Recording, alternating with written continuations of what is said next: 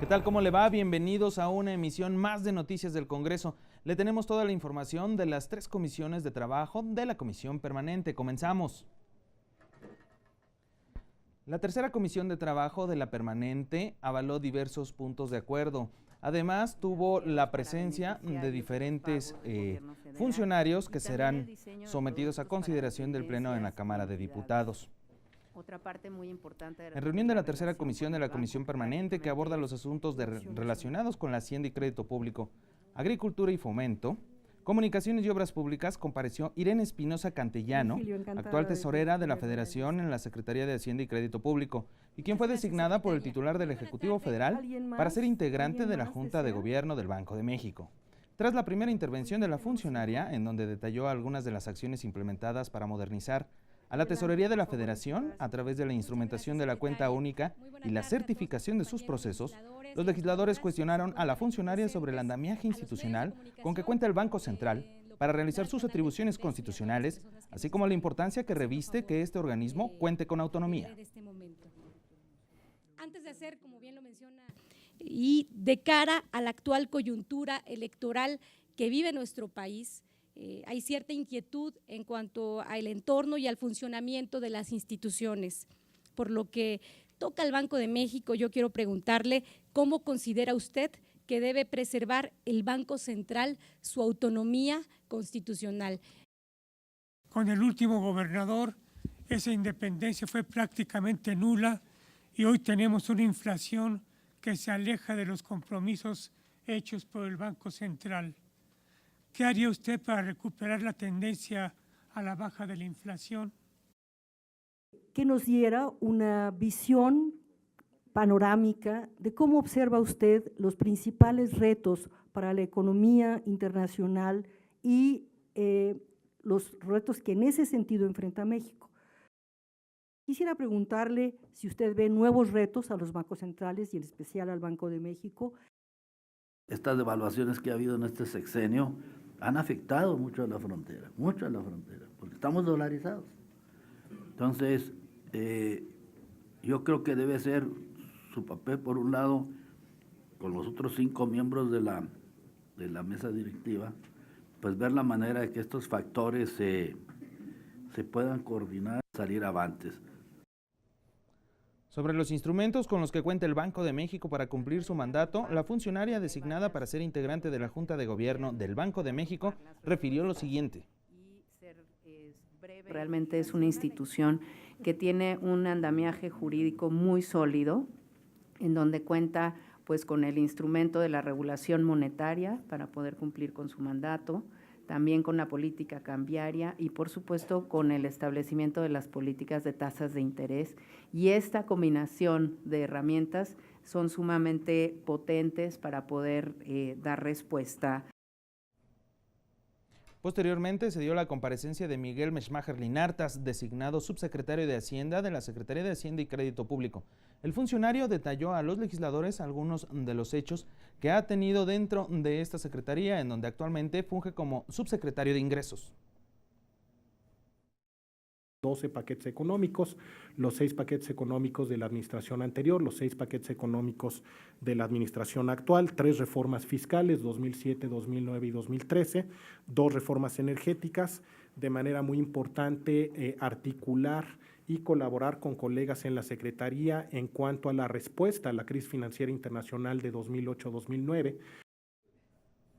En tanto, Alberto Torres García, designado por el Ejecutivo Federal para ocupar el cargo de subsecretario de Ingresos en la Secretaría de Hacienda, reflexionó acerca del entorno que enfrenta la economía mexicana, la cual se ha visto afectada en los últimos años por la reducción en el precio del petróleo, la volatilidad en los mercados financieros internacionales y la incertidumbre que ha generado la renegociación del Tratado de Libre Comercio de América del Norte.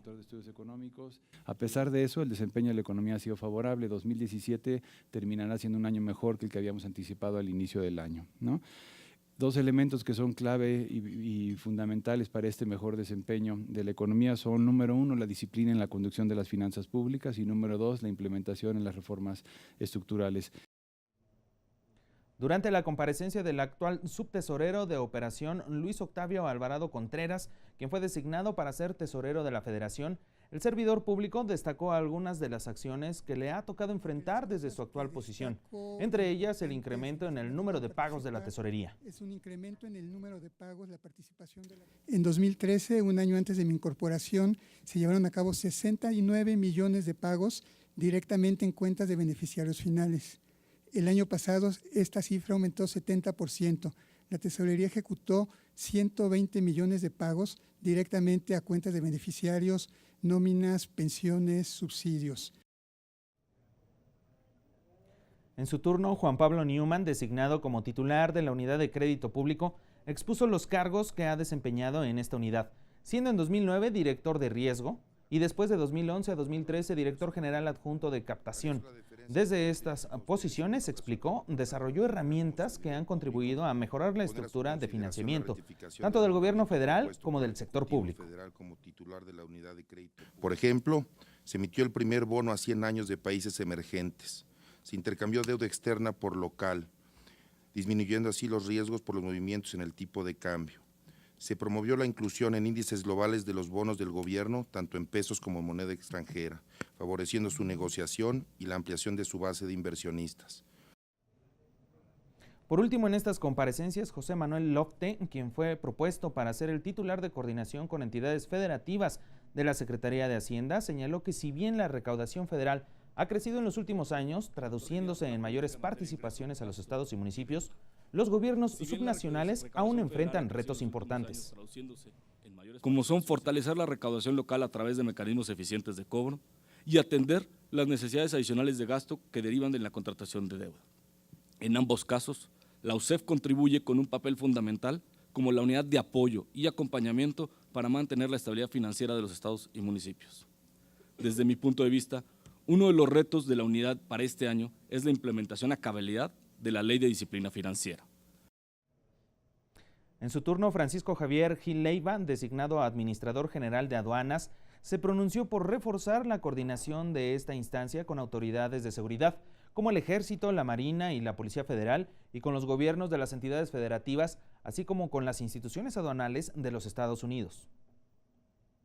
El compromiso que tengo es homologar los puntos fronterizos con los correspondientes en los Estados Unidos, profesionalizar el personal y capacitarlos en temas de ética, actitud de servicio, compromiso con la institución y el país, de comercio exterior, obviamente.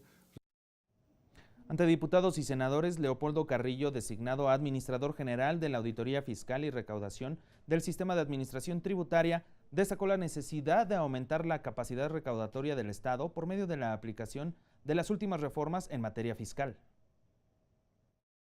Es poder eficientar y ser más eficientes en nuestros actos de fiscalización. ¿Cómo?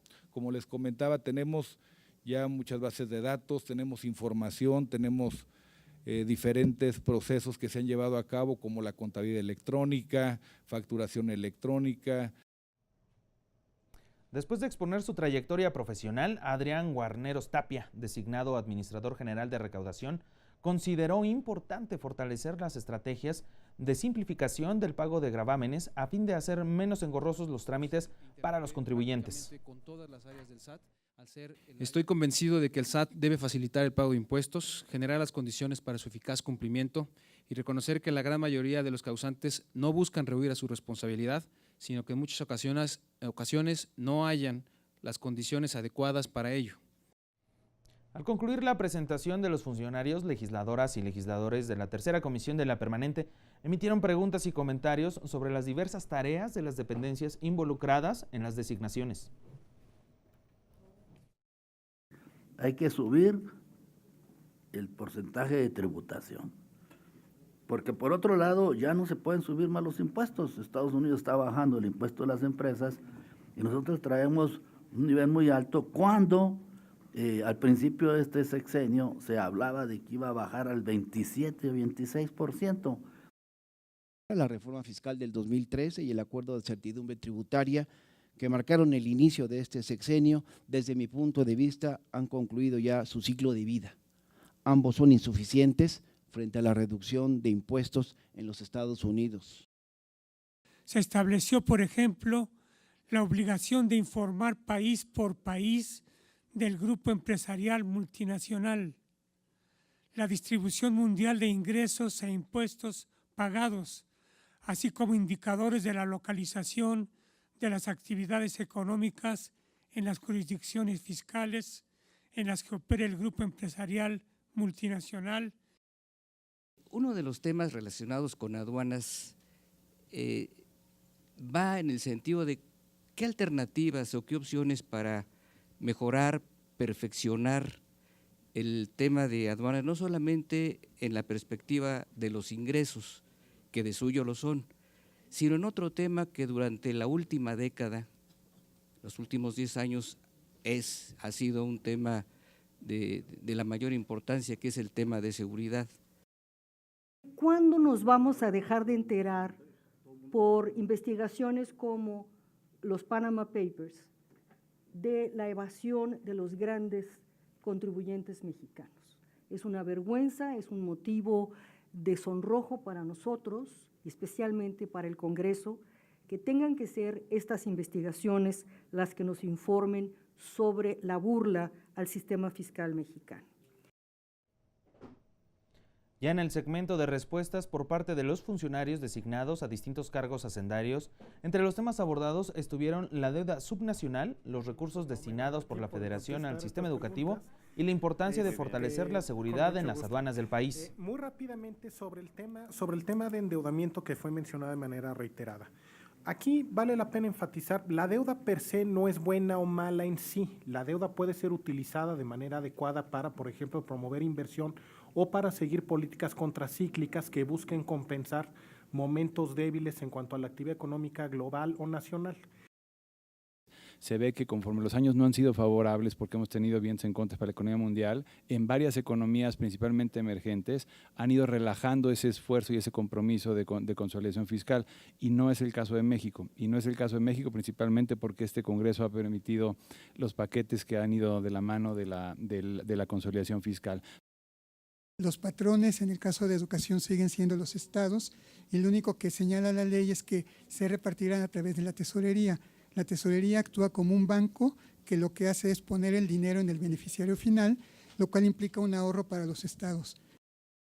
Del crecimiento del endeudamiento subnacional que se dio en las primeras partes del 2006 al 2013, más o menos 12, en donde ya se estabiliza, pues bueno, nunca llegó a representar un conjunto en riesgo, o sea, el conjunto de la deuda, un conjunto de riesgo para el país. Eso hay que dejarlo claro, pero el incremento era lo que estaba preocupando. Respecto de la seguridad en las aduanas, a la hora de la pregunta del senador Burgos, esta estaría en dos vías. La primera es que tenemos que salvaguardar la seguridad de todos nuestros empleados, y esto lo haremos a través del reforzamiento de la infraestructura. La fuerza de reacción inmediata, vamos a reforzar los puntos en los que consideramos necesarios tener una presencia mayor.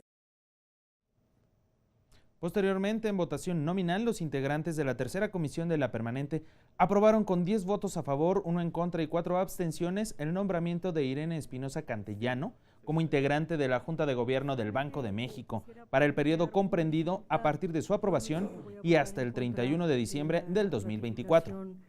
El segundo dictamen, relacionado con la designación de diversos funcionarios de la Secretaría de Hacienda y Crédito Público y del Servicio de Administración Tributaria, fue aprobado con 10 votos a favor, 1 voto en contra y 4 abstenciones. Posteriormente, la tercera comisión de la permanente llevó a cabo la aprobación de 19 puntos de acuerdo, aún serán remitidos al Pleno para su posterior discusión este miércoles.